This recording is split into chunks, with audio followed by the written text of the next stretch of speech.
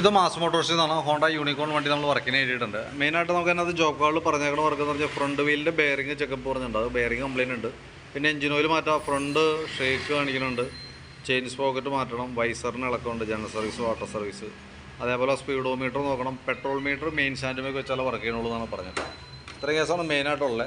അപ്പോൾ ഞാൻ വണ്ടി ഓടിച്ചു നോക്കി വർക്കിന് കയറ്റിയിട്ടുണ്ട്. ചെയിനൊക്കെ നല്ല രീതിയിൽ അടി കാണിക്കുന്നുണ്ട്.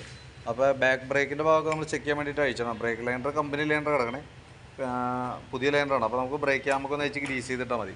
അതേപോലെ ബാക്ക് ടയറൊക്കെ പുതിയ ടയർ കിടക്കണേ, ഹബിന് വേറെ പറയുന്ന കംപ്ലയിൻ്റ് ഒന്നുമില്ല, വീൽ ബെയറിംഗൊക്കെ ഓക്കെയാണ്.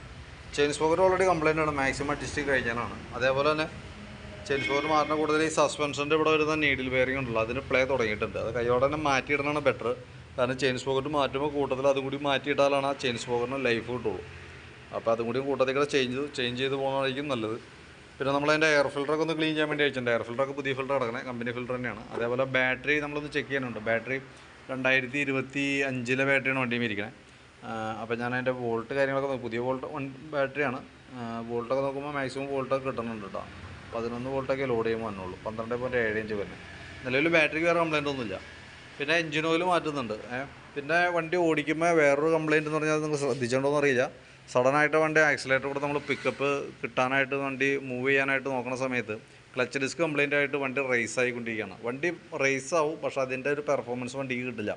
അത് ക്ലച്ച് ഡിസ്കിൻ്റെ കംപ്ലയിൻറ്റാണ്. ക്ലച്ച് ഡിസ്കിൻ്റെ ഉള്ളിൽ ക്ലച്ച് ഡിസ്ക് കംപ്ലയിൻറ്റ് വന്നിട്ട് അത് കൃത്യമായിട്ട് മനസ്സിലാവണമെങ്കിൽ നമുക്ക് വണ്ടി ഇപ്പോൾ ഓടി ഒരു വണ്ടീനെ ഓവർടേക്ക് ചെയ്യാനൊക്കെ ആയിട്ട് നമ്മൾ ഗിയർ ഡൗൺ ചെയ്ത് പെട്ടെന്ന് ആക്സിലേറ്റർ കൊടുത്ത് വണ്ടി റേസ് ആവും കിടന്നു, വണ്ടി മൂവ് ആവില്ല.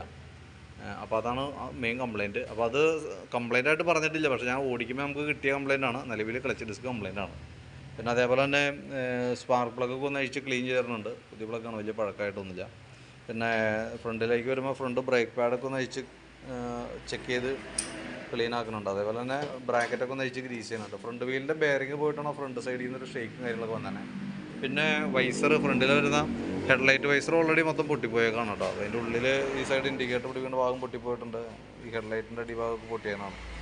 ഈ സൈഡ് പൊട്ടിയതുകൊണ്ടാണ് ഇളക്കമൊക്കെ വന്നത്. അപ്പോൾ തൽക്കാലം ഇതേപോലെ ക്ലാമ്പ് വെച്ച് പിടിപ്പിക്കുക എന്തെങ്കിലും ചെയ്ത് നമുക്കൊന്ന് ബലപ്പെടുത്താം.